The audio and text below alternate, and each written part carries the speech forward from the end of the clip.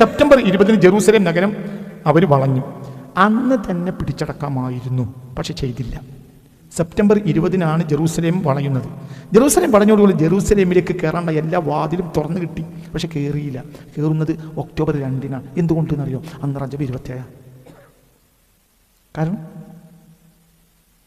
മുസ്തഫ നബി സല്ലല്ലാഹു അലൈഹി വസല്ലമ മുഖദ്ദസ് പള്ളിയിൽ കയറുന്ന ദിവസം റജബ് 27.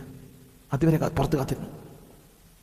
അപ്പോൾ ആ മനുഷ്യൻ്റെ ഡയറക്ഷനൊക്കെ നിങ്ങൾ ഇന്നിപ്പോൾ അങ്ങനത്തെ ദിവസത്തിൻ്റെ പൊന്നും ഇന്ന് മുസ്ലിം ലോകം അംഗീകരിക്കില്ല. എങ്ങനെ നന്നാവുക? ഇത് മാത്രം പഠിക്കും, ഇത് മാത്രം. ഞാൻ മുജാഹിദ് സുഹൃത്തുക്കളൊക്കെ പറയാം, നിങ്ങൾ സലാഹുദ്ദീൻ എന്ന മനുഷ്യനെ നിങ്ങൾ അംഗീകരിക്കുമല്ലോ, പക്ഷേ ഈ മനുഷ്യനെ നിങ്ങൾ പഠിക്കുക. ഇത് ബഹുമാനപ്പെട്ട സയ്യിദുനാ ഉമർ ഇബ്നുൽ ഖത്താബ് റളിയല്ലാഹു അൻഹുവിന്റെ കാലത്താണ് ബാങ്ക് കൊടുത്ത് പള്ളിയാവുന്നത്. മനസ്സിലായോ? ആ പള്ളി പിന്നീട് 1199 കുതിരലായമാക്കി മാറ്റി. ആര്? മനസ്സിലായില്ല? യൂറോപ്യന്മാർ. പിന്നെ 1187, അതായത് 88 വർഷത്തെ അധികാര തേർവാഴ്ചയ്ക്ക് ശേഷം 88 വർഷത്തെ അധികാര തേർവാഴ്ചയ്ക്ക് ശേഷം 1187 തിരിച്ചു പിടിച്ചു സുൽത്താൻ സലാഹുദ്ദീൻ. അന്ന് മുതൽ പള്ളി ഇന്ന് വരെയും ഖുത്ബ നടന്നിട്ടുണ്ട്, നിസ്കാരം നടന്നിട്ടുണ്ട്. ഈ വെള്ളിയാഴ്ച നടന്നിട്ടുണ്ട്, ഇന്നലെ നടന്നിട്ടുണ്ട്. ആയിരക്കണക്കായ നാടകങ്ങൾ ഉണ്ടായി. ആരുടെ പേരിൽ? സലാഹുദ്ദീൻ്റെ പേരിൽ ആയിരക്കണക്കായ നാടകങ്ങൾ ഉണ്ടായത്. ആയിരക്കണക്കായ നാടകങ്ങൾ. പഴയ കാലത്ത് സിനിമ ഇല്ലല്ലോ. എന്താണ് നാടകം നടത്തിയ നാടകങ്ങൾ? തിയേറ്റർ നാടകങ്ങളും തെരുവ് നാടകങ്ങളും. നൂറ്റാണ്ടുകൾ തെരുവ് നാടകങ്ങളുടെ പ്രമേയം ആരാണ്? സലാഹുദ്ദീനാണ്. ഇത് കണ്ട മനുഷ്യന്മാർക്ക് ഇങ്ങനെയും ഞങ്ങളെ രാജാവ് ഇങ്ങനെ ആകണമെന്ന ബോധം ഉണ്ടായി. ഇതിൽ നിന്ന് ഫ്രഞ്ച് വിപ്ലവം ഉണ്ടായി, ഇതിൽ നിന്ന് മാറ്റങ്ങൾ ഉണ്ടായി. ഇങ്ങനെ ആയാ പോരാ എന്ന ചിന്ത ഉണ്ടായി. അതിൽ നിന്ന് മാർട്ടിൻ ലൂതർ ഉണ്ടായി, അതിൽ നിന്ന് പ്രൊട്ടസ്റ്റന്റിസം ഉണ്ടായി. ഇതൊക്കെ മാറ്റങ്ങൾ ഉണ്ടായതിന് കാരണം എന്താ? ഒരു ശുദ്ധമായി അവർക്ക് കിട്ടി. അപ്പൊ ഇത് തന്നെ ഈ വലിയ മനുഷ്യനെ സമൂഹം പരിചയപ്പെട്ടു. ചുരുക്കത്തിൽ ഈ ഒരു യുദ്ധത്തിലൂടെ സുൽത്താൻ സലാഹുദ്ദീൻ ഷിർകൂഹ് ചെറുപ്പത്തിൽ തന്നെ ഷിർകൂഹ് തിരിച്ചുപോയി. ഷിർകൂഹ് തിരിച്ചു 1169 ജനുവരിയിൽ ഷിർകൂഹ് ഈജിപ്ത് കീഴടക്കി. അങ്ങനെ 1169 മാർച്ച് മാസം 1169 മാർച്ച് 1164 ഷിർകൂഹിന്റെ നേതൃത്വത്തിൽ സുൽത്താൻ സലാഹുദ്ദീൻ അടക്കമുള്ളവർ, സലാഹുദ്ദീൻ അന്ന് സലാഹുദ്ദീൻ അല്ല, യൂസുഫ്, അവർ ഈജിപ്തിലേക്ക് വരുന്നത്. പിന്നീട് ഈജിപ്ത് അവർ കീഴടക്കി ഫാത്തിമി ഖിലാഫത്തിനെ അവസാനിപ്പിച്ചു. കാര്യങ്ങളൊക്കെ രമ്യമായി. 1169 മാർച്ച് 23 ഷിർകൂഹ് മരണമടഞ്ഞു, രോഗം കാരണം. ഈ അപ്രതീക്ഷിതമായ വിയോഗത്തോടു കൂടി സൈന്യത്തിൻ്റെ കമാൻഡറും ഭരണാധികാരിയുമെല്ലാമായി 31-ാമത്തെ ഈജിപ്തിൻ്റെ ഭരണാധികാരിയായ അധികാരമേറ്റു ആര്? സലാഹുദ്ദീൻ. മനസ്സിലായി? 64 നിർബന്ധപൂർവം മുദരിസും ഒക്കെ ആയി നടക്കാൻ ഉദ്ദേശിച്ച ആളെ 1164 ഈജിപ്തിലേക്ക് കൊണ്ടുവന്നു. 5-ാമത്തെ കൊല്ലം. അങ്ങനെ 31-ാമത്തെ വയസ്സിൽ 26 27 വയസ്സുള്ള സമയത്താണ് ഈജിപ്തിലേക്ക് വരുന്നത്. 31-ാമത്തെ വയസ്സിൽ ഈജിപ്തിൻ്റെ ചുമതലയുള്ള ആളായി, ഗവർണറായി, ഭരണാധികാരിയായി അധികാരമേറ്റു. അപ്പോൾ ആ ആള് മരിച്ചു. ഷിർകൂഹ് മരിച്ചപ്പോൾ 1169 ആ അമ്മാവൻ മരിച്ചു. അങ്ങനെ ജംഗിദ് രാജവംശം സൈന്യത്തിൻ്റെ ജനറലായി നിശ്ചയിച്ചു. അതായത് അസദുദ്ദീൻ ഷിർകൂഹിൻ്റെ സ്ഥാനത്ത്. പിന്നീട് എൻ്റെ ഈജിപ്തിൻ്റെ ഭരണാധികാരിയായി എല്ലാം ആയി. ചുരുക്കത്തിൽ പറയാം, 31-ാമത്തെ വയസ്സിൽ അദ്ദേഹം ഉന്നതമായൊരു അധികാരം നിർബന്ധ സാഹചര്യത്തിൽ കരസ്ഥമാക്കേണ്ടി വന്നു. പിന്നീട് എന്താ സംഭവിച്ചത്? 1174 അദ്ദേഹം, ഞാൻ പറഞ്ഞില്ല, 1169 പിന്നെ ഈജിപ്തിൻ്റെ ചുമതല ഏൽക്കുന്നത്. പിന്നെ ഷിർകൂഹിൻ്റെ മരണത്തോടുകൂടി 1174, അതിൻ്റെ നേരെ 5-ാമത്തെ വർഷം 74 ആയപ്പോൾ നൂറുദ്ദീൻ സംഗി മരിച്ചു. നൂറുദ്ദീൻ സംഗി മരിച്ചപ്പോൾ ആഭ്യന്തര കുഴപ്പങ്ങൾ ഉണ്ടാക്കി. സംഗി രാജകുടുംബത്തോടനുബന്ധിച്ച് കുട്ടികൾ വലുതായിട്ടില്ല, ചെറിയ കുട്ടികളെയൊക്കെ പലരും സ്വാധീനിച്ച്, പ്രഭുക്കൾ സ്വാധീനിച്ച്, നൂറുദ്ദീൻ സംഗിയുടെ മക്കളെ സ്വാധീനിച്ച് രാജ്യത്തെ വെട്ടിമുറിച്ച് പല പ്രശ്നങ്ങൾ ഉണ്ടാക്കാൻ വേണ്ടി പലരും തീരുമാനിച്ചു. ആ സന്ദർഭത്തിൽ കൈകാര്യം ചെയ്യുന്നതിൽ വലിയ കരുത്ത് തെളിയിച്ച ഭരണാധികാരിയാണ് അപ്പോൾ ആര്? സലാഹുദ്ദീൻ. അപ്പോൾ ജനങ്ങൾ മുഴുവനും ബൈഅത്ത് ചെയ്തു, ഭരണകൂടങ്ങളെല്ലാം ആരെ? സലാഹുദ്ദീന്. മനസ്സിലാവേണ്ട പറഞ്ഞത് 1174 മെയ് മാസത്തിലാണ് നൂറുദ്ദീൻ സംഗിയുടെ മരണം. നൂറുദ്ദീൻ സംഗിക്ക് കൈകാര്യം ചെയ്യാൻ കഴിയുന്ന മക്കളൊന്നും ഉണ്ടായിരുന്നില്ല. 11 വയസ്സുള്ള മകൻ സ്വാലിഹ് ഇസ്മായിൽ എന്ന കുട്ടിയെ അധികാരിയാക്കാൻ വേണ്ടി ചില ആളുകൾ ചരടുവലി നടത്തി. പക്ഷേ അപ്പോഴത്തിന് അങ്ങനെ രാജ്യം നാശമാക്കുക എന്ന് ചില പ്രഭുക്കന്മാരുടെ താല്പര്യമായിരുന്നു. പക്ഷേ നൂറുദ്ദീൻ സംഗി മരിച്ചു എന്നൊരു വലിയ ദുഃഖിതനായിരുന്നു ബഹുമാനപ്പെട്ട സുൽത്താൻ സലാഹുദ്ദീൻ. കാരണം അദ്ദേഹത്തെ സംബന്ധിച്ചിടത്തോളം അത്രയും വലിയ ഒരു മഹാനാണ് നൂറുദ്ദീൻ സംഗി. നൂറുദ്ദീൻ സംഗിയെപ്പറ്റി ചരിത്രം വളരെ വിശദീകരിച്ച് രേഖപ്പെടുത്തിയിട്ടുണ്ട്. നിങ്ങൾക്ക് അറിയാവുന്ന സംഭവം ഞാൻ ഒറ്റ വാക്കിൽ പറയാം. നൂറുദ്ദീൻ സംഗിയാണ് പരിശുദ്ധ റൗളത്തു ഷരീഫയുടെ മതിൽ നിർമ്മിച്ചത് ഭൂമിക്കടി. അതായത് പിൽക്കാലഘട്ടത്തിൽ പുണ്യ റസൂൽ മുസ്തഫ സ്വല്ലല്ലാഹു അലൈഹി വസല്ലമയുടെ ഭൗതിക ശരീരം യൂറോപ്യന്മാർ കട്ടുകൊണ്ടുപോകാനുള്ള ശ്രമം നടത്തിയിട്ടുണ്ട്. ചരിത്രത്തിൽ നിങ്ങൾക്കറിയാം. അതിൽ സ്വപ്നം കാണാണ് ആര്? നൂറുദ്ദീൻ സംഗി. പലവട്ടം റസൂലുള്ളാഹി സ്വപ്നം കണ്ടു. അങ്ങനെ അദ്ദേഹം ഓടി വരികയാണ് മദീനത്തേക്ക്. ഭൂമിക്കടിയിലൂടെ തുരന്നിട്ട് റസൂലുള്ളാഹി സ്വല്ലല്ലാഹു അലൈഹി വസല്ലം തങ്ങളുടെ അവിടുത്തെ ജസദു ഷരീഫിനെ എടുത്തു കൊണ്ടുപോകാനുള്ള ചില ശ്രമങ്ങൾ നടത്തിയിരുന്നു. അത് കണ്ടുപിടിക്കാൻ വേണ്ടി നൂറുദ്ദീൻ സംഗി മദീനയിൽ വന്നു. മദീനയിൽ വന്നിട്ട് മദീനയിലെ ആളുകൾക്കെല്ലാം പാരിതോഷികം കൊടുക്കാമെന്ന് പറഞ്ഞു. അങ്ങനെ സ്വപ്നത്തിൽ റസൂലുള്ളാഹി കാണിച്ചു കൊടുത്തിട്ടുണ്ട്, ഈ രണ്ടാളുകളാണ് ഉത്തരവാദി. എല്ലാവരും വന്ന് പാരിതോഷികം വാങ്ങി. ഈ രണ്ടാളെ കണ്ടില്ല. അപ്പോൾ ആളുകളോട് ചോദിച്ചു, ഇനി മദീനയിൽ ആരെങ്കിലും ഉണ്ടോ? ഇല്ല. അപ്പോൾ പറഞ്ഞു ഉണ്ട്. അപ്പോൾ പറഞ്ഞു അത് ഉള്ളത് മൊറോക്കക്കാരാണ്, അവർ സ്വാലിഹ്യങ്ങളാണ്, അവർ ഒന്നും സ്വീകരിക്കില്ല, അങ്ങോട്ട് കൊടുക്കുകയുള്ളൂ. അവർ മുത്തക്കങ്ങളാണ്, അവർ 5 വഖ്ത് ജമാഅത്തിൽ പങ്കെടുക്കും, അത്രയും സ്വാലിഹ്യങ്ങൾ സത്യസന്ധന്മാർ. അപ്പോൾ അവർ സ്പെയിൻകാരെ അടിസ്ഥാനപരമായി അവർ മുസ്ലിങ്ങളെ അല്ല, അവർ തുരക്കാണ് റൗളയിലേക്ക് റസൂലുള്ളാഹിന്റെ ജസദു ഷരീഫിനെ കട്ടുകൊണ്ടാകാൻ വേണ്ടിയിട്ട്. അവരെ മാതൃകാപരമായി ശിക്ഷിച്ചു. എന്നിട്ട് എന്ത് ചെയ്തു? എന്നിട്ട് ഈയവും ഇരുമ്പും എല്ലാം കൂടി ഒരുക്കി അങ്ങോട്ട് സുഭദ്രമാക്കി. ഒരാൾക്കും ഇനി ഒന്നും ചെയ്യാൻ കഴിയില്ല. അത് നൂറുദ്ദീൻ സംഗി ചെയ്തതാണ്.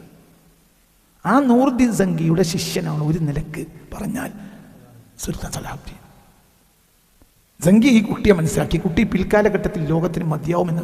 അന്നെല്ലാം ബൈത്തുൽ മുഖദ്ദസ്, ഈ സംഭവമൊക്കെ നടക്കുമ്പോൾ ബൈത്തുൽ മുഖദ്ദസ് ആരുടെ കയ്യിലാണ്? അന്ന് 1099 മുതൽ 1090 യൂറോപ്യന്മാരുടെ കയ്യിലാണ്. 1074 ഭരണാധികാരിയാവുന്നത്. പിന്നെ നാടായ നാടുകൾ മുഴുവൻ ഞങ്ങൾക്ക് സുൽത്താൻ സലാഹുദ്ദീൻ മദീനാണ് വിധി എഴുതി. എല്ലാവരും അധികാരമൊക്കെ വന്നു ചേരുകയാണ്, കീഴടക്കല്ല, ഇങ്ങോട്ട് വന്നു ചേരുക. തൻ്റെ ആത്മീയ ഗുരുവായ, തൻ്റെ ഭരണപാഠവും തന്നെ പഠിപ്പിച്ച മഹാനായ നൂറുദ്ദീൻ സംഗിയുടെ മയ്യത്ത് ജനാസയെ പങ്കെടുക്കാൻ വേണ്ടി പോവുകയാണ്. നാട്ടുകാർക്ക് മുഴുവനും സലാഹുദ്ദീനെ മതി. അങ്ങനെ ആ മനുഷ്യൻ പിന്നെ അതിലെ നിർബന്ധിതനായി. ഓരോ നാട്ടുകാരും ബൈഅത്തിന് ഇങ്ങോട്ട് വന്നു. എല്ലാവർക്കും സലാഹുദ്ദീനെ മതി. പിന്നെ സലാഹുദ്ദീൻ്റെ കാര്യത്തിൽ ഒരു തർക്കം ഉണ്ടായതന്നെയില്ല. എല്ലാവരും സലാഹുദ്ദീൻ്റെ മേൽക്കോയ്മ അംഗീകരിച്ചു. അപ്പോൾ ഒരു രക്തരൂക്ഷിത വിപ്ലവം നടത്തൽ. അതാണ് ഞാൻ പറഞ്ഞത്, കുല്ലു മുയസ്സറുൽ ലിമാ ഖുലിഖ. ഒരാളെ എന്തിന് പടച്ചോ അയാൾക്കത് എളുപ്പമായിരിക്കും. 1174 സുൽത്താൻ സലാഹുദ്ദീൻ ഭരണാധികാരി എന്ന നിലയിൽ ഒരു സമൂഹത്തിൻ്റെ ഭരണാധികാരിയായി അറിയപ്പെടുന്നത്. മനസ്സിലാണല്ലേ പറഞ്ഞത്. 1169 അമ്മാവൻ്റെ സ്ഥാനത്തേക്ക് ഈജിപ്തിൻ്റെ ചുമതല ഏൽക്കുന്നത്. അത് കഴിഞ്ഞിട്ട് 5ാമത്തെ വർഷം 1174 അദ്ദേഹം നാട് മുഴുവനും നൂറുദ്ദീൻ സംഗിയുടെ മരണത്തോടുകൂടെ അദ്ദേഹത്തെ അംഗീകരിച്ചു. പിന്നെ 13 കൊല്ലം 1174 ഭരണാധികാരിയായി. സംഗി രാജകുടുംബം എല്ലാം അന്ന് ഇവരെ കീഴിൽ വന്നു. ഓരോ നാട്ടുകാരും പറയുന്നേ, സ്വയം പറയാം ഞങ്ങൾക്ക് സുൽത്താൻ സലാഹുദ്ദീൻ മദീൻ. 1187 1187 ബൈത്തുൽ മുഖദ്ദസ് മോചിപ്പിച്ചു. 54ാമത്തെ വയസ്സിലോ മറ്റോ മരിച്ചു. 1187 മോചിപ്പിച്ചു. 13ാമത്തെ വർഷം ഭരണാധികാരിയാവുന്നത് 1174 നൂറുദ്ദീൻ സംഗിയുടെ മരണത്തോടു കൂടി.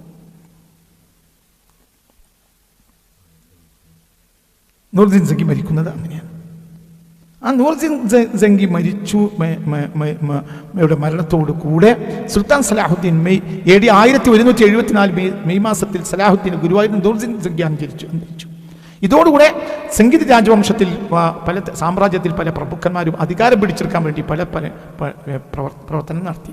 11 വയസ്സുകാരനായ സ്വാലിഹ് ഇസ്മായിലിനെ ഭരണാധികാരിയാക്കാൻ വേണ്ടി പലരും ശ്രമം നടത്തി. പക്ഷേ ഈ സന്ദർഭത്തിൽ നാട് മുഴുവനും സുൽത്താൻ സലാഹുദ്ദീനെ അംഗീകരിക്കുകയാണ് ചെയ്തത്. എല്ലാവരും സുൽത്താൻ സലാഹുദ്ദീൻ അംഗീകരിച്ചു. 1187 ജൂലൈ 4 ഹിത്തീൻ യുദ്ധം. 1187 ജൂലൈ 4 ജെറൂസലേം രാജ്യത്തിന് സംയുക്ത സൈന്യത്തെ, യൂറോപ്യൻ സൈന്യത്തെ സലാഹുദ്ദീൻ പൂർണ്ണമായി പരാജയപ്പെടുത്തി. കുരിശുദ്ധക്കാരുടെ രാജാവായ ഗി ഓഫ് ലുസിഗ്നൻ തടവുകാരനായി പിടിക്കപ്പെട്ടു. ഈ വിജയം ജെറൂസലേമിലേക്കുള്ള വഴി തുറന്നു. ഹിത്തീൻ യുദ്ധം പുറത്താണ്. ജെറൂസലേമിലേക്കുള്ള വാതിൽ തുറന്നു. ജൂലൈ 1187. 1187 സെപ്റ്റംബർ 20 അദ്ദേഹം ജെറൂസലേം നഗരം വളഞ്ഞു. 1187 3 ഘട്ടമാണ്. ഒന്ന് ഹിത്തീൻ യുദ്ധം. ഹിത്തീൻ യുദ്ധത്തോടു കൂടെ യൂറോപ്യൻ ശക്തി ക്ഷയിച്ചു. അത് ഹിത്തീൻ യുദ്ധത്തിൽ അവരെ പരാജയം. ജൂലൈ 4. പിന്നെ സെപ്റ്റംബർ 20 ജെറൂസലേം നഗരം അവർ വളഞ്ഞു. അന്ന് തന്നെ പിടിച്ചടക്കാമായിരുന്നു, പക്ഷെ ചെയ്തില്ല. സെപ്റ്റംബർ 20 ജെറൂസലേം വളയുന്നത്. ജെറൂസലേം വളഞ്ഞോടുകൂടി ജെറൂസലേമിലേക്ക് കയറാനുള്ള എല്ലാ വാതിലും തുറന്നു കിട്ടി, പക്ഷെ കയറിയില്ല. കയറുന്നത് ഒക്ടോബർ 2 എന്തുകൊണ്ടെന്നറിയോ? അന്ന് റജബ് 27. കാരണം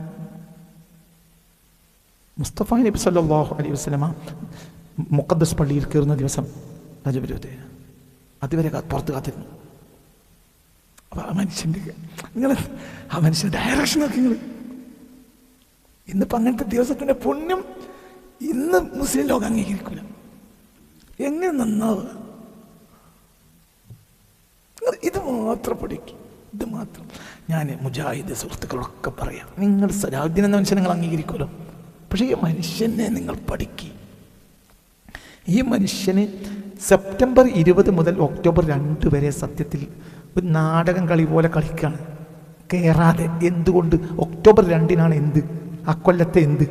റജബ് 27. റജബ് 27 മുസ്തഫാ നബി സ്വല്ലല്ലാഹു അലൈഹി വസല്ലം കയറിയിട്ടുള്ളത് ബൈത്തുൽ മുഖദ്ദസിലേക്ക്. അന്നേ കയറിയുള്ളൂ, അതുവരെ പുറത്തുന്നു. എന്താ ചിന്തിക്ക്. അപ്പൊ ഈ മനുഷ്യന്റെ ആത്മീയത ഇന്ന് ഈ ദിവസത്തെ പോലും മുസ്ലിം ലോകം അംഗീകരിക്കൂല. എങ്ങനെ നമ്മൾ വിജയിക്കുക? എങ്ങനെ വിജയിക്കും?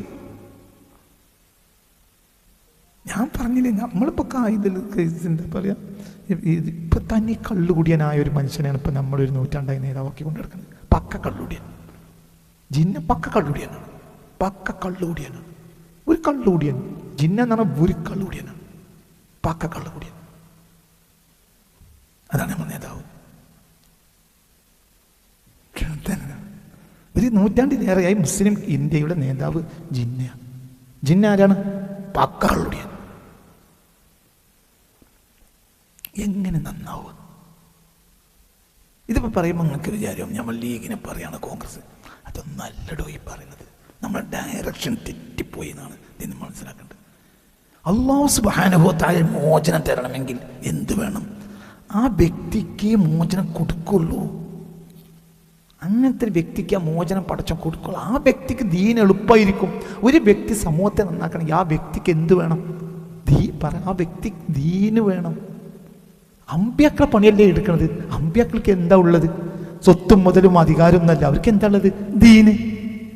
അപ്പോൾ ഒരു സമൂഹം നന്നാവിടെ മുന്നിൽ നിൽക്കുന്ന ആൾക്ക് ആദ്യം വേണ്ട എന്താ? ദീന് വേണം. അതന്നെ പ്രശ്നം. നമ്മൾ ഡയറക്ഷൻ തെറ്റി. 100% മുസ്ലിങ്ങൾ ഡയറക്ഷൻ തെറ്റിപ്പോയിട്ടുണ്ട്. 100% ഡയറക്ഷൻ തെറ്റി. ഇപ്പോൾ എല്ലാം അങ്ങനെയാണ്. 1902 അബ്ദുൽ അസീസ് കയറി വരുന്നത് മക്കയിലേക്ക്. 1902 പിന്നെ 24 പിടിച്ചിറക്കി 32 രാജ്യം സ്ഥാപിച്ചു. ഇയാളാരാ? പക്ക വഹാബി. ആ ഡയറക്ഷൻ വിശ്വാസപരമായും ഡയറക്ഷൻ തെറ്റിയിട്ടുണ്ട്. പിന്നെ ആ മനുഷ്യന് എന്ത് മോചനം ഉണ്ടാവാനാണ് സമൂഹത്തിൽ?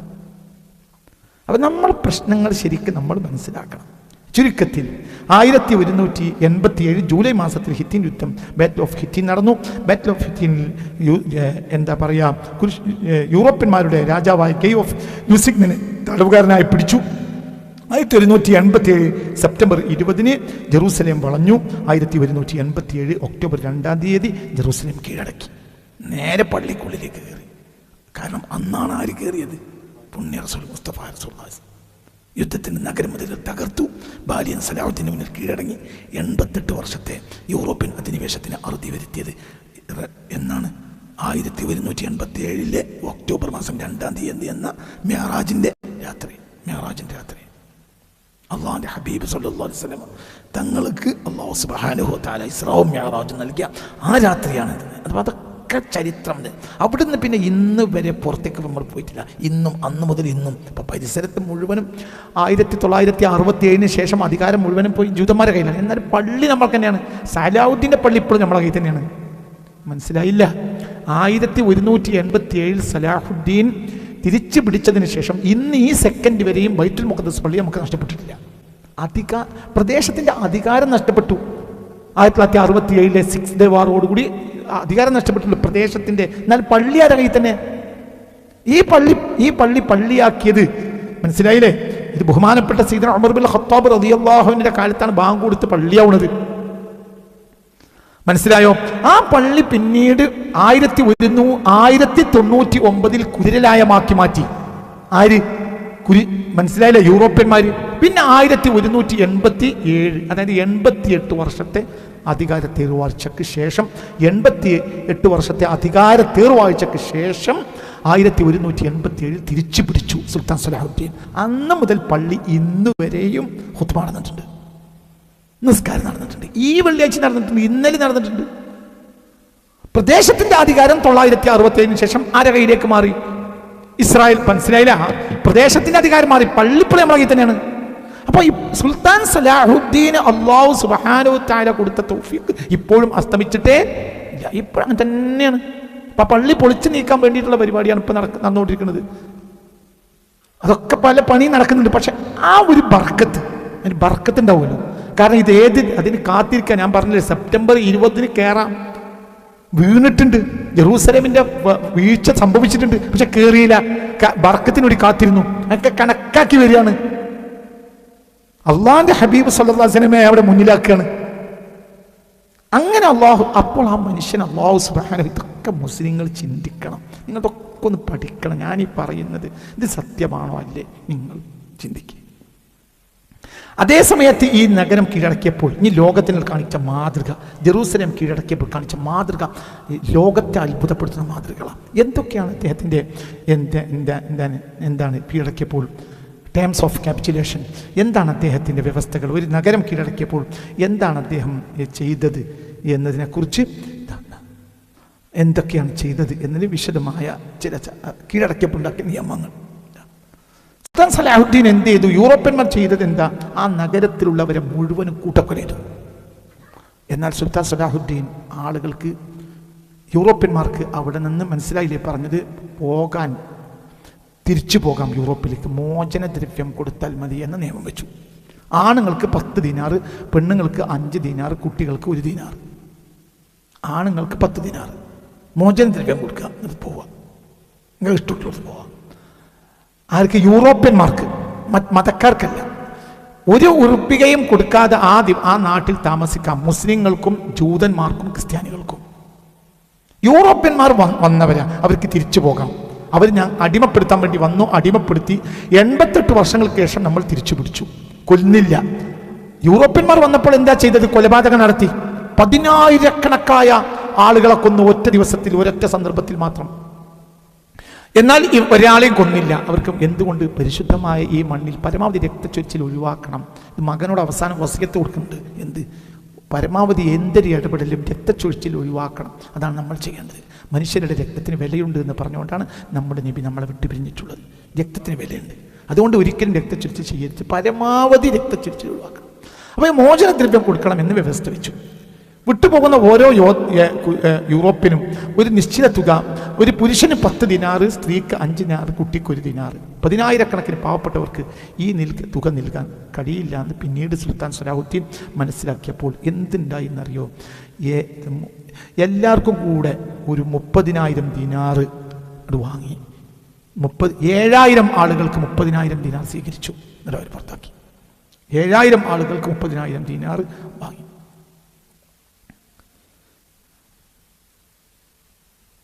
സലാഹുദ്ദീൻ്റെ സഹോദരനായ ആദിൽ, സുൽത്താൻ സലാഹുദ്ദീൻ സഹോദരനായ ആദിൽ 1000 പാവങ്ങളെ പണം വാങ്ങാതെ വിട്ടയച്ചു. പിന്നീട് അവസാനം നോക്കുമ്പോൾ വീണ്ടും കുറേ ആളുകൾ പണമില്ലാത്തവരാണ്. സ്ത്രീകൾ, കുട്ടികൾ, വയോധികർ അടക്കമുള്ള ആയിരക്കണക്കായ ആളുകളെ ഒരു ദ്രവ്യവും സ്വീകരിക്കാതെ അവസാനം സുൽത്താൻ സലാഹുദ്ദീൻ പറഞ്ഞയച്ചു. ഒന്നും ചെയ്തില്ല. ലോക ചരിത്രത്തിലെ ഒരു അത്ഭുതകരമായ കാര്യമാണ്. ഒരു രക്തച്ചൊരിച്ചിലില്ലാതെ ഒരു സാധുവായ മനുഷ്യൻ്റെ ഒരു സിവിലിയൻ്റെ ഒരു തുള്ളി രക്തം മണ്ണിൽ വീഴാതെ ആ ജെറൂസലേം കീഴടക്കിയ നടപടി ലോകത്തെ അത്ഭുതപ്പെടുത്തിയ നടപടിയാണ്. എന്ന് മാത്രമല്ല, അവർക്ക് യൂറോപ്യന്മാർക്ക് നഗരം വിട്ടുപോകാൻ 40 ദിവസത്തെ സമയവും അനുവദിച്ചു. നിങ്ങൾക്ക് എടുക്കാനുള്ളത് എടുക്കാം, നിങ്ങൾക്ക് സൗകര്യം പോലെ യാത്രാ സൗകര്യങ്ങളൊക്കെ കൃത്യമായി നിശ്ചയിച്ച് 40 ദിവസത്തിൻ്റെ ഉള്ളിൽ സമയം നാട് വിട്ടാൽ മതി എന്നവർക്ക് സമയവും കൊടുത്തു. ഒരു സൈനികനും അവനെ തൊട്ടുപോകാൻ പാടില്ല എന്ന നിയമമുണ്ടാക്കി. എന്നാലോ അതേ സമയത്ത് അദ്ദേഹം നടത്തിയ ഒന്നാമത്തെ പ്രസംഗത്തിൽ തന്നെ പറഞ്ഞു, ഇത് 3 മതക്കാർക്കുമുള്ള നാടാണ് ജെറൂസലേം. ഇവിടെ മുസ്ലിങ്ങളും ക്രിസ്ത്യാനികളും ജൂതന്മാരും ഏകോദര സഹോദരങ്ങളെപ്പോലെ ജീവിക്കണം എന്ന് ബഹുമാനപ്പെട്ട സുൽത്താൻ സലാഹുദ്ദീൻ തൻ്റെ ഒന്നാമത്തെ പ്രസംഗത്തിൽ തന്നെ വ്യക്തമാക്കി. ഈ സംഭവത്തിൽ എന്തുണ്ടായിന്നറിയാൻ, ജൂതന്മാരെ നേരത്തെ തദ്ദേശീയരായ ഓർത്തഡോക്സ് ക്രിസ്ത്യാനികളെയും ജൂതന്മാരെയും കൂട്ടക്കൊല നടത്തിയിരുന്നു. 1909 ഈ നാട് പിടിച്ചടക്കിയപ്പോൾ യൂറോപ്യന്മാർ അത് ചെയ്തിരുന്നു. എന്നാൽ സുൽത്താൻ സലാഹുദ്ദീൻ അതുകൊണ്ട് പല ആളുകളും ജീവനും കൊണ്ട് ഓടിപ്പോയിരുന്നു. സുൽത്താൻ സലാഹുദ്ദീൻ നാട് പിടിച്ചടക്കിയെന്ന് അറിഞ്ഞോടുകൂടെ ലോകത്തിന് നാനാഭാഗത്തുള്ള ജൂതന്മാർ നേരെ അങ്ങോട്ട് പുനരധിവാസത്തിന് വേണ്ടി വന്നു. അവർക്കെല്ലാം ബഹുമാനപ്പെട്ട സലാഹുദ്ദീൻ അഭയവും നൽകി. മാത്രമല്ല ഈ യുദ്ധത്തിൽ തന്നെ വിജയിക്കാൻ, ഈ ജെറൂസലേം പിടിച്ചടക്കാനുള്ള പ്രധാനപ്പെട്ട കാരണം ക്രിസ്ത്യാനികളുടെ സഹായമാണ് സുൽത്താൻ സലാഹുദ്ദീൻ നൽകി. അതായത് ഒരു വലിയ മതിൽ 2 വിഭാഗത്തിനിടയിൽ ഉണ്ടായിരുന്നു. ഒന്ന് യൂറോപ്യൻ ക്രിസ്ത്യാനികൾക്കും പിന്നെ ഓർത്തഡോക്സ് ക്രിസ്ത്യാനികൾക്കും ഇടയിൽ ചില മതിലുകളുണ്ടായിരുന്നു. അതായത് ഓർത്തഡോക്സ് ക്രിസ്ത്യാനികളുടെ പരമാവധി ദ്രോഹിച്ചായിരുന്നു യൂറോപ്യൻ ക്രിസ്ത്യാനികൾ ഭരണം നടത്തിയിരുന്നത്. സലാഹുദ്ദീൻ നീതിമാനായ ഭരണാധികാരിയാണ്. അദ്ദേഹം വരുന്നു എന്നറിഞ്ഞപ്പോൾ എല്ലാവിധ രഹസ്യങ്ങളും സൈന്യത്തിന് ഈ ഓർത്തഡോക്സ് ക്രിസ്ത്യാനികൾ കൈമാറി. നഗരത്തിൻ്റെ കോട്ട എവിടത്ത് പൊളിക്കണം എന്നുള്ളത് കൃത്യമായ വിവരം കൊടുത്തത് ആരാണ്? ഓർത്തഡോക്സ് ക്രിസ്ത്യാനികളാണ്. അവരിൽ നിന്നാണ്. മാത്രമല്ല, യുദ്ധത്തിൽ പങ്കാളി സുൽത്താൻ സലാഹുദ്ദീൻ വന്നപ്പോൾ ഓർത്തഡോക്സ് ക്രിസ്തീയ സൈന്യം യുദ്ധത്തിന് പിന്മാറി. കാരണം ഞങ്ങൾ യൂറോപ്യന്മാർക്ക് വേണ്ടി ഇനി ആയുസ് കളയാൻ തയ്യാറല്ല എന്ന് പറഞ്ഞ് അവർ പിന്മാറി. അപ്പോൾ സ്വാഭാവികമായും അവരുടെ സൈന്യം, ഓർത്തഡോക്സ് ക്രിസ്ത്യാനികളുടെ സൈന്യം പിന്മാറിയതോടുകൂടെ പിന്നെ മുന്നോട്ട് പോകാൻ ജൂതന്മാർക്ക് കഴിയാതെ വന്നു. ഇതിവിടെ പറയാനുള്ള കാരണം എന്തെന്നാൽ ക്രിസ്ത്യാനികളുടെ വല്ലാത്തൊരു പിന്തുണ ആർക്കുണ്ടായി. എന്തുകൊണ്ട്? അദ്ദേഹത്തിന് നീതിബോധം, അദ്ദേഹം നീതിമാനായ നല്ല മനുഷ്യനാണ് എന്നവർക്കറിയാമായിരുന്നു. ഉപരോധ സമയത്ത് നഗരത്തിലുണ്ടായിരുന്ന ഗ്രീക്ക് ഓർത്തഡോക്സ് ക്രിസ്ത്യാനികൾ സലാഹുദ്ദീൻ്റെ സൈന്യവുമായി രഹസ്യ ചർച്ചകൾ നടത്തിയിരുന്നു. നഗരത്തിൻ്റെ പ്രതിരോധ കോട്ടകളിലെ ബലഹീനമായ ഭാഗങ്ങളെക്കുറിച്ചുള്ള നിർണായകമായ വിവരങ്ങൾ അവർ മുസ്ലിം സൈന്യത്തിന് ചോർത്തി നൽകി. നഗരം സംരക്ഷിക്കാൻ യൂറോപ്യൻ കമാൻഡറായ ബാലിയൻ ശ്രമിച്ചപ്പോൾ തദ്ദേശീയരായ പൗരസ്ത്യ ക്രിസ്ത്യാനികൾ കത്തോലിക്ക പ്രഭുക്കൾക്ക് വേണ്ടി ജീവൻ കളയാൻ തയ്യാറല്ലെന്ന് പ്രഖ്യാപിച്ചു. അവർ യുദ്ധമുഖത്ത് പിന്മാറിയതോടുകൂടി യൂറോപ്യൻ യോദ്ധാക്കൾ സ്വാഭാവികമായി കീഴടങ്ങൽ നിർബന്ധമായി വന്നു. ജെറൂസലേം പിടിച്ചടക്കിയ ശേഷം കത്തോലിക്കരായ പുരുഷോദ്ധാരക്കാര സലാഹുദ്ദീൻ നഗരത്തിൽ നിന്ന് അവർ മോചനദ്രവ്യം വാങ്ങി യൂറോപ്യന്മാരെ പുറത്താക്കിയെങ്കിലും പൗരസ്ത്യ ഓർത്തഡോക്സ് ക്രിസ്ത്യാനികൾക്ക് നഗരത്തിൽ തന്നെ തുടരാൻ അദ്ദേഹം അനുവാദം നൽകി. അവരിൽ നിന്ന് കടുത്ത നികുതികൾ ഈടാക്കില്ലെന്ന് മാത്രമല്ല, വിശുദ്ധ പള്ളികളുടെ കാവൽ ചുമതല കോൺസ്റ്റാന്റിനോപ്പിളിലെ ഓർത്തഡോക്സ് പാത്രിയാർക്കീസിന് സുൽത്താൻ സലാഹുദ്ദീൻ, അതായത് ജെറൂസലേമിലെ ക്രിസ്തീയ ചർച്ചുകളുടെ അധികാരം എൻ്റെ കയ്യിലല്ല, പാത്രിയാർക്കിൻ്റെ കയ്യിലാണെന്ന് അന്ന് കോൺസ്റ്റാന്റിനോപ്പിളിലാണ് അവരുടെ പ്രധാനപ്പെട്ട നേതാവുള്ളത്. അത് ഓർത്തഡോക്സ് ക്രിസ്ത്യാനികളുടെ മുഴുവനും കേന്ദ്രമായിരുന്നു ഇസ്താൻബുൾ, ഇന്നത്തെ കോൺസ്റ്റാന്റിനോപ്പിൾ എന്ന ഇന്നത്തെ ഇസ്താൻബുൾ. അവിടെയുള്ള പാത്രിയാർക്കിന് ജെറൂസലേം നഗരത്തിലെ എല്ലാ പള്ളികളുടെയും ചർച്ചിൻ്റെയും അവകാശം അദ്ദേഹത്തിലേക്ക് കൈമാറി. അതോടുകൂടെ എന്തായി? തങ്ങളുടെ വിമോചകനായി മനസ്സിലാക്കിയ ജൂത ക്രൈസ്തവ ഓർത്തഡോക്സുകളെല്ലാം നഗരത്തിലേക്ക് തിരിച്ചു വന്നു. ഉടൻ തന്നെ സലാഹുദ്ദീൻ കടുത്ത നിയമങ്ങളെല്ലാം, യൂറോപ്യന്മാരുണ്ടാക്കിയ കടുത്ത നിയമങ്ങളെല്ലാം റദ്ദാക്കി. ഈ വിഷയത്തിൽ ധാരാളം ഗ്രന്ഥങ്ങൾ വന്നിട്ടുണ്ട്. ഉദാഹരണം പറയാം, ജൂത ചരിത്രകാരനായ മധ്യകാല ജൂതകവിയും ചരിത്രകാരനുമായ അൽ ഹാരിസി ദൈവം ഇസ്മായിലിൽപ്പെട്ട ഒരു മഹാരാജാവിന് പ്രചോദനം നൽകി. അദ്ദേഹം തൻ്റെ ബുദ്ധിശക്തിയാൽ ജെറൂസലേം കീഴടക്കുകയും കുരിശുദ്ധക്കാരാൽ ആട്ടിയോടിക്കപ്പെട്ട ഇസ്രായേൽ മക്കൾക്ക് ജൂതന്മാർക്ക് നഗരത്തിലേക്ക് തിരിച്ചു വരാൻ വിളംബരവും അനുവാദവും സൗകര്യവും ചെയ്തു കൊടുത്തു എന്ന് രേഖപ്പെടുത്തിയിട്ടുണ്ട് ജൂത ചരിത്രകാരനായ അൽ ഹാരിസി. കുരിശുദ്ധക്കാരുടെ ക്രൂരമായ അടിച്ചമർത്തിൽ നിന്ന് തങ്ങളെ രക്ഷിച്ച വിമോചകനായിട്ടാണ് പൗരസ്ത്യ ക്രിസ്ത്യാനികളും ജൂതന്മാരും സുൽത്താൻ സലാഹുദ്ദീൻ അയ്യൂബിയെ കണ്ടത്. അദ്ദേഹം സ്ഥാപിച്ച മതസൗഹാർദ്ദം കാരണമാണ് പിൽക്കാലത്ത് വന്ന മൂന്നാം കുരിശുദ്ധത്തിന് പോലും ജെറൂസലേം നഗരം തിരിച്ചു പിടിക്കാൻ പിന്നീട് കഴിഞ്ഞില്ല, ഇന്നും കഴിഞ്ഞിട്ടില്ല. എന്തുകൊണ്ട്? അത് വല്ലാത്ത എന്തൊക്കെ സംഭവിച്ചാലും ഇന്നും സൗഹാർദ്ദത്തിൻ്റെ നഗരമാണ് ഇത് ജെറൂസലേം. ഈ സൗഹാർദ്ദം അടിസ്ഥാനമായി സ്ഥാപിക്കുന്നത് 1187 സുൽത്താൻ സലാഹുദ്ദീനാണ്. ഇന്നും എന്തൊക്കെ സംഭവിച്ചിട്ടും ആ നാട് പിൽക്കാലഘട്ടത്തിൽ ഇസ്രായേലിയരുടെ ചില കടന്നുകയത്തിൽ ചില വേദനാജനകമായ സംഭവങ്ങൾ ഉണ്ടായി എന്ന് മാറ്റി നിർത്തിയാൽ ഓർത്തഡോക്സ് ക്രിസ്ത്യാനികളും ജൂതന്മാരും മുസ്ലിങ്ങളും സന്തോഷകരമായി ജീവിക്കുന്ന നാടാണ് ജെറൂസലേം. 1160 ജീവിച്ചിരുന്ന പ്രധാനപ്പെട്ട 1190 സുൽത്താൻ സലാഹുദ്ദീൻ അയ്യൂബ് ജൂതന്മാരെ ജെറൂസലേമിലേക്ക് ഔദ്യോഗികമായി ക്ഷണിച്ച വിളംബരത്തെക്കുറിച്ച് അൽ ഹാരിസിയുടെ പുസ്തകത്തിൽ മനോഹരമായി രേഖപ്പെടുത്തിയിട്ടുണ്ട്. ദൈവം സലാഹുദ്ദീന് പ്രചോദനം നൽകിയതുകൊണ്ടാണ് കുരിശുദ്ധക്കാരാൽ ആട്ടിയൊടിക്കപ്പെട്ട ജൂതന്മാർക്ക് ജെറൂസലേം തിരികെ ലഭിച്ചതെന്ന് തൻ്റെ കൃതികളിൽ അദ്ദേഹം എഴുതി വെച്ചിട്ടുണ്ട്.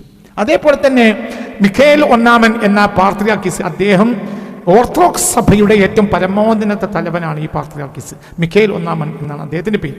അദ്ദേഹത്തിൻ്റെ ലേഖനം കാണാം ഇന്നും. 1190കളിൽ എഴുതപ്പെട്ട അദ്ദേഹത്തിൻ്റെ രേഖയുണ്ട്. ദൈവത്തിൻ്റെ നീതിയുക്തമായ വിധി എന്നാണ് അദ്ദേഹം സലാഹുദ്ദീൻ 1187 ബൈത്തുൽ മുഖദ്ദസ് അഥവാ ജെറൂസലേം നഗരം തിരിച്ചു പിടിച്ചതിനെ കുറിച്ച് രേഖപ്പെടുത്തിയത്.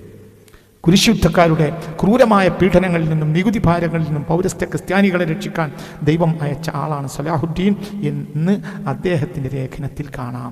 ആരുടെ? ഈ മിഖായേൽ ഒന്നാമൻ്റെ. മിഖായേൽ ഒന്നാമനാണ് അക്കാലത്തെ ഏറ്റവും പ്രധാനപ്പെട്ട പാത്രിയാർക്കീസ്, എന്താ പറയുക, ഓർത്തഡോക്സ് ക്രിസ്ത്യാനികളുടെ പ്രധാനപ്പെട്ട തലവൻ അദ്ദേഹമാണ്. അദ്ദേഹം രേഖപ്പെടുത്തിയിട്ടുണ്ട്. മാത്രമല്ല കാണിച്ച അത്ഭുതങ്ങളെല്ലാം ആ സന്ദർഭത്തിൽ സലാഹുദ്ദീൻ ചെയ്ത ഒരു രാജാവ് ചരിത്രത്തിൽ ചെയ്യാത്തതാണ്.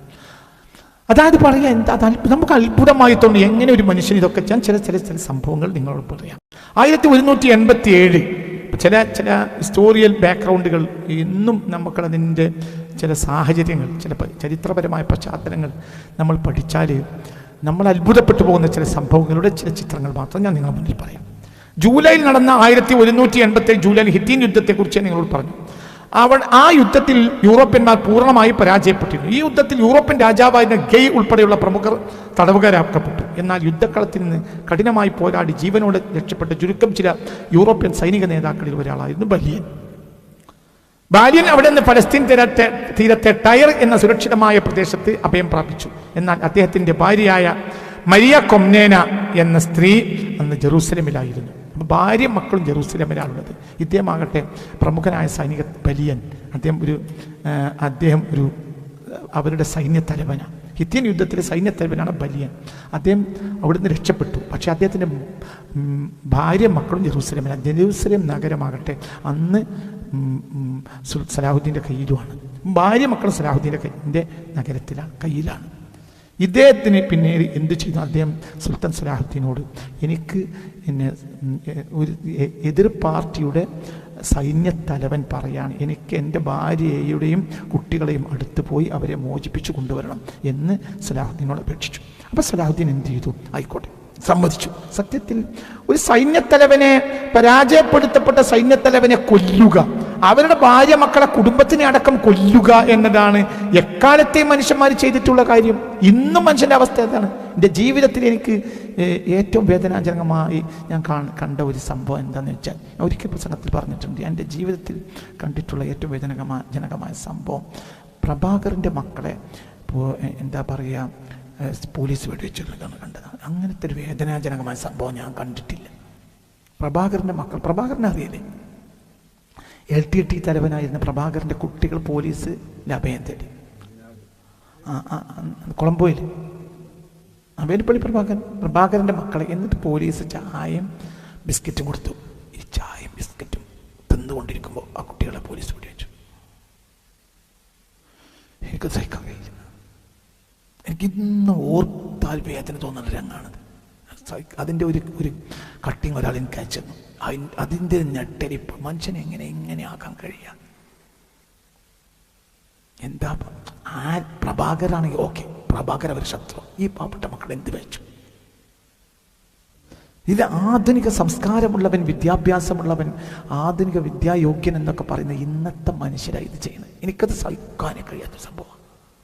അതായത് വേലുപ്പിള്ള പ്രഭാകരൻ്റെ മക്കളെ, പ്രഭാകർ LTT തലവനാണ്, സിംഹളരെ സംബന്ധിച്ചിടത്തോളം സിംഹളരുടെ ഏറ്റവും വലിയ ശത്രുവാണ്. ഓക്കെ, അതെല്ലാം ഞാൻ അംഗീകരിച്ചു. ഓക്കെ ശരി, പ്രഭാകരൻ നിങ്ങൾ ശിക്ഷിക്കുക കൊല്ലുക ഒക്കെ ചെയ്തോളൂ, അതൊക്കെ നിങ്ങളിഷ്ടം. പക്ഷെ പോലീസ് സ്റ്റേഷനിലാണ് ഈ കുട്ടികളുള്ളത്. ആ കുട്ടിക്ക് ചായയും ബിസ്ക്കറ്റും കൊടുക്കുകയാണ് പോലീസ്. അത് കഴിച്ചുകൊണ്ടിരിക്കുന്ന കുട്ടികളെ പിടിവെച്ചു. മനുഷ്യനെങ്ങനെ ക്രൂരന്മാരായി ആകാൻ കഴിയാം? അതെങ്ങനെ മനുഷ്യന് കഴിയാം?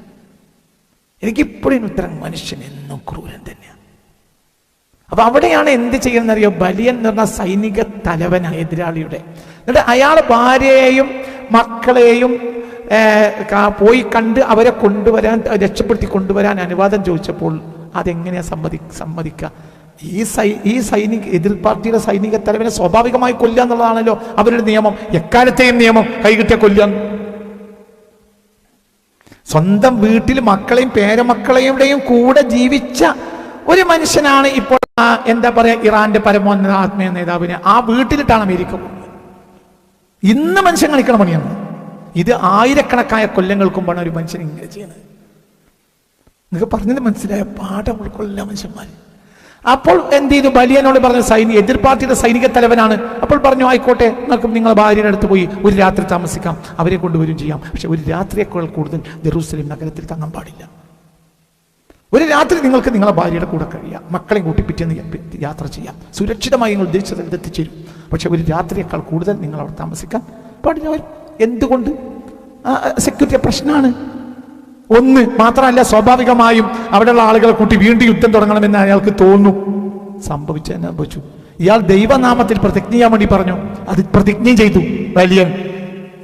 സമ്പൂർണമായ സൗകര്യത്തോടുകൂടെ ബലിയനെ, എതിർ പാർട്ടിയുടെ അതായത് യൂറോപ്യന്മാരുടെ സൈനിക തലവനെ ഭാര്യയെ കാണാൻ വേണ്ടി ഒരു രാത്രി നഗരം കീഴടങ്ങിയതിനു ശേഷം പരാജിതനായ സൈനിക തലവന് സ്വന്തം ഭാര്യയുടെ അടുത്ത് ഒരു രാത്രി കഴിയാൻ സുൽത്താൻ സലാഹുദ്ദീൻ അനുവാദം നൽകി. പിറ്റേന്ന് അവരെയും കൊണ്ട് പോരാനും എടുക്കാവുന്നത്ര സമ്പത്ത് എടുക്കാനും. നിങ്ങളുടെ കയ്യിൽ എന്തൊക്കെ സമ്പത്തിട്ടോ സമ്പത്തൊക്കെ എടുത്തു പോന്നോളൂ, സുരക്ഷിതമായി നിങ്ങൾ. ഒരിക്കലും സമ്പത്ത് എടുക്കാൻ ഒരു എതിർ പാർട്ടിയുടെ സൈന്യ തലവനോ രാജാവോ സമ്മതിക്കും. അതിനെ ഗനീമത്ത് എന്നറിയാം, കൊണ്ടുപോയിക്കോളൂ. അദ്ദേഹം ഒരു രാത്രി അവിടെ പോയി താമസിച്ചപ്പോൾ രഹസ്യമായി ചില യൂറോപ്യന്മാർ അദ്ദേഹത്തെ വന്ന് കണ്ടു. നമ്മൾ ഒന്നുകൂടി യുദ്ധം നയിച്ചാൽ സലാഹുദ്ദീനെ പൊട്ടിക്കാൻ കഴിയുമെന്ന് അവർ തമ്മിൽ ആ രാത്രി തീരുമാനമായി. വീണ്ടും യുദ്ധം തുടങ്ങി. ആ യുദ്ധത്തിലും ബലിയൻ പരാജയപ്പെട്ടു. സുൽത്താൻ സലാഹുദ്ദീനെ മുന്നിൽ ഹാജരാക്കിയപ്പോൾ സലാഹുദ്ദീനെ തോന്നി, അദ്ദേഹത്തിന് സ്വന്തം ജനതയെ രക്ഷപ്പെടുത്താനുള്ള ഒരു മനസ്സായിരിക്കുമല്ലോ. അപ്പോഴും മാപ്പ് കൊടുത്തു. എന്നിട്ട് മാപ്പ് കൊടുത്തു. ഇതൊന്നും ലോക ചരിത്രത്തിൽ ഇല്ലാത്ത സംഭവം. ഇതുകൊണ്ടാണ് മനുഷ്യൻ തോൽപ്പിക്കാൻ കഴിയുന്നത്. ഈ മനുഷ്യനെ കൂടെ മുഴുവനും സമയത്ത് ആരുണ്ട്? പടച്ചോണ്ട്. ശത്രുവിനെ ശത്രുവായി കാണല്ല, ശത്രുവിനെ മനുഷ്യനായി കാണാൻ. അത്ഭുതം എന്ന് പറഞ്ഞ അത്ഭുതം. തന്റെ കുടുംബത്തിന്റെ സുരക്ഷിതത്വത്തിൽ അങ്ങേയറ്റം ആശങ്കാകുലനായ ബലിയൻ ഒടുവിൽ ശത്രുവായ സുൽത്താൻ സലാഹുദ്ദീൻ നേരിട്ടൊരു സന്ദേശം അയച്ചു. യുദ്ധം തുടങ്ങുന്നതിന് മുമ്പ് ജെറൂസലേം നഗരത്തിനകത്ത് കയറി തന്റെ ഭാര്യയും മക്കളെയും കൂട്ടി സുരക്ഷിതമായി ട്രിപ്പോളിയിലേക്ക് രക്ഷപ്പെടാൻ തനിക്ക് വഴി നൽകണമെന്നായിരുന്നു അപേക്ഷ. സലാഹുദ്ദീൻ സമ്മതിച്ചു. 2 വ്യവസ്ഥകൾ. 1, ജെറൂസലേം നഗരത്തിൽ ഒരു രാത്രി മാത്രമേ താങ്കൾ തങ്ങാൻ പാടും. 2, നഗരത്തിൽ നിന്ന് കുടുംബത്തെ എടുത്തു കഴിഞ്ഞാൽ സലാഹുദ്ദീന്റെ സൈന്യത്തിന് എതിരെ അദ്ദേഹം ഒരിക്കലും ആയുധമെടുക്കാൻ പാടില്ല. വേഗം അദ്ദേഹം മക്കളെയും കൂട്ടി സുരക്ഷിതമായി രക്ഷപ്പെടുത്തി കൊടുക്കും. ഇത് ദൈവനാമത്തിൽ സത്യപ്രതിജ്ഞ ചെയ്യണം. ദൈവനാമത്തിൽ സത്യപ്രതിജ്ഞ ചെയ്തു. പക്ഷേ എന്താ, ബലിയൻ ജെറൂസലേം നഗരത്തിൽ എത്തിയപ്പോൾ ചില യൂറോപ്യന്മാർ അദ്ദേഹത്തെ പിന്തുണ അറിയിച്ചു. അപ്പോൾ അവർ വീണ്ടും എന്ത് ചെയ്തു? യുദ്ധത്തിന് തയ്യാറായി.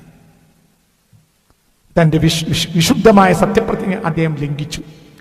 ജെറൂസലേമിന്റെ പൂർണ്ണമായ പ്രതിരോധ ചുമതല ഏറ്റെടുത്തു. സലാഹുദ്ദീന്റെ സൈന്യത്തിനെതിരെ വീണ്ടും അയാൾ യുദ്ധത്തിന് വേണ്ടി തയ്യാറായി.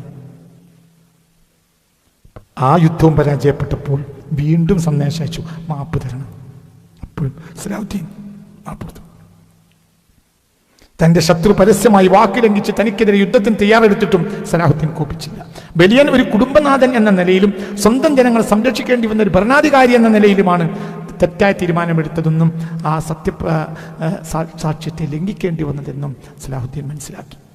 ബലിയൻ തനിക്കെതിരെ ജെറൂസലേം കോട്ടയ്ക്ക് മുകളിൽ നിന്ന് യുദ്ധം നയിക്കുമ്പോഴും നഗരത്തിനകത്തുണ്ടായിരുന്ന ബാലിയന്റെ മക്കളെയും ഭാര്യയെയും ഉപദ്രവിക്കാൻ സലാഹുദ്ദീൻ ഒരിക്കലും സൈന്യത്തിന് അനുവാദം നൽകിയില്ല. പിന്നീട് സലാഹുദ്ദീൻ തന്റെ വിശ്വസ്തരായ കൊട്ടാരം കാവൽക്കാരെ ജെറൂസലേമിലേക്ക് അയച്ചു. ബാലിയൻ്റെ ഭാര്യയും മക്കളെയും അവരുടെ വൻ സമ്പാദ്യങ്ങളെയും സുരക്ഷിതമായി കൊട്ടാരത്തിന് പുറത്തെത്തിക്കാൻ അവർക്ക് ചുമതല നൽകി.